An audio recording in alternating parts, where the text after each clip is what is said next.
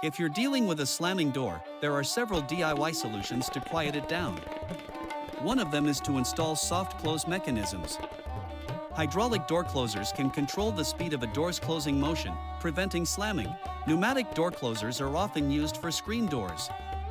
They slow down the door before it shuts completely.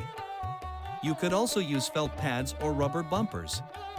Stick felt pads, like the ones used for chair legs, on the door frame where it makes contact. You could also use rubber bumpers to absorb some of the impact. Or you can adjust the door hinges.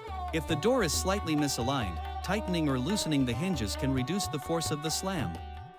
Try installing soft close hinges, which slow the door down before it shuts completely. You could also try a door silencer. These small rubber caps fit over the door latch and soften the noise when the door closes. Installing weather stripping could help too. Adding a foam or rubber weather strip around the door frame reduces noise and impact. Otherwise, you could try applying a draft stopper or door sweep. A rubber door sweep at the bottom of a door helps absorb some of the force of the slam.